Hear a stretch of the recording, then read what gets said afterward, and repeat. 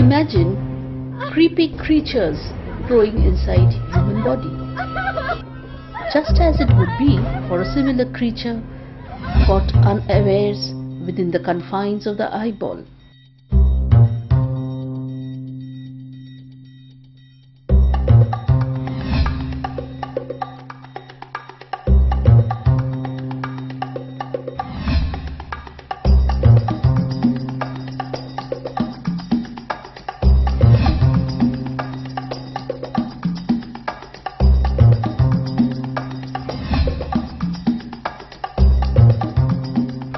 The patient was a known case of neurocysticercosis treated in 2012 by a neurologist with oral valproate, oral prednisolone and oral clobazam. Presented to us with loss of vision in his right eye for 3 weeks down to hand movements only.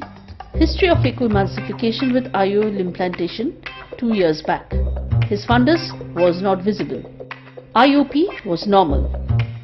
Slit lamp examination revealed a motile larva within the anterior chamber, changing its shape in tune with the variable intensity of the illumination. However, we could not make out the scolex. Trace of reactive hypopion was also noted in the anterior chamber. The routine blood profile was normal with no eosinophilia.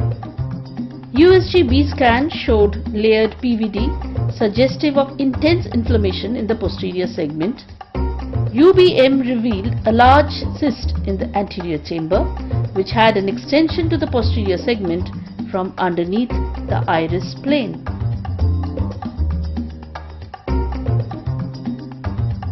Anterior chamber OCT revealed a cystic mass with corneal touch at some places. We decided to remove the cyst surgically. Preoperatively, the patient was started on oral prednisolone 1 mg per kg per day, topical prednisolone acetate 1% eye drop started 4 times a day. Perivulvar anesthesia was given. A limbal incision at 10 to 2 o'clock position with number 15 BP blade was made.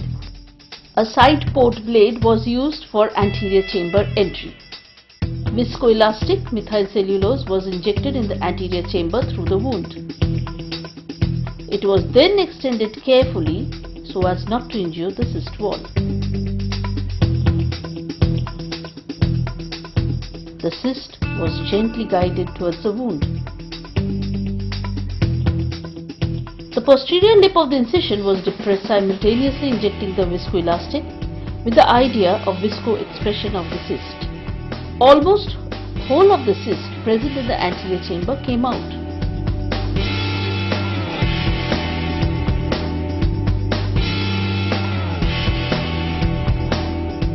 At this point of time, we were very tensed. The posterior extension seemed relentless.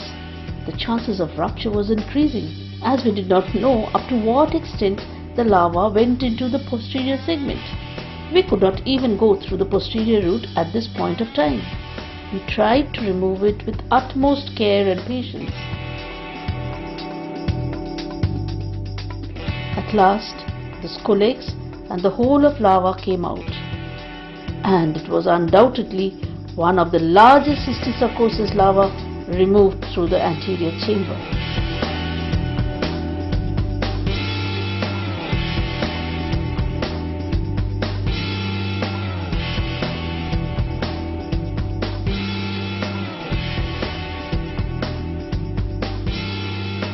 Then the IOL position was checked, pupil stretched,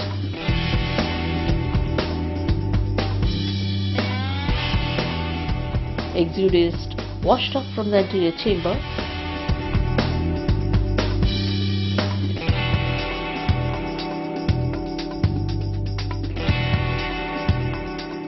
four stitches were placed.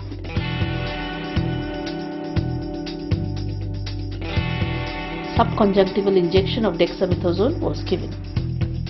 On gross examination, the larva appeared to be a tubular, translucent, white in appearance and measured 26.5 mm. The specimen was sent for histopathological study. After 1 week, the inflammation had subsided quite a lot. Visual acuity improved to 3/60. After that, the patient was lost to follow-up. Histopathologically, the specimen demonstrated a scolex and a membranous cyst wall, thus confirming it was a cyst of Cysticercosis cellulosae. Cysticercosis is the infection of the human being by the larval form of Taenia solium. The human infection is acquired either by drinking contaminated water or eating improper cooked pork or vegetables infested with eggs of the worm. The tapeworm resides in the small intestine of man, who is the definitive host. Segments containing the ova are shed in the stool. The eggs are ingested by the swines, who act as intermediate host. Upon ingestion, the capsule of the egg, digested by gastric juices of the boar, and the oncosphere comes out, which is deposited in the muscles. It passes into larval or cysticercus stage.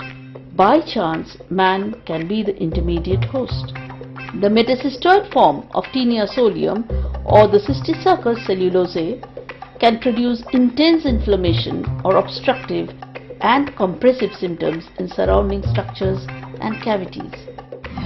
This was one such incidence, and perhaps the only incidence, of removal of such a huge Cysticercus cellulosae larva from the eye. Thank you so much.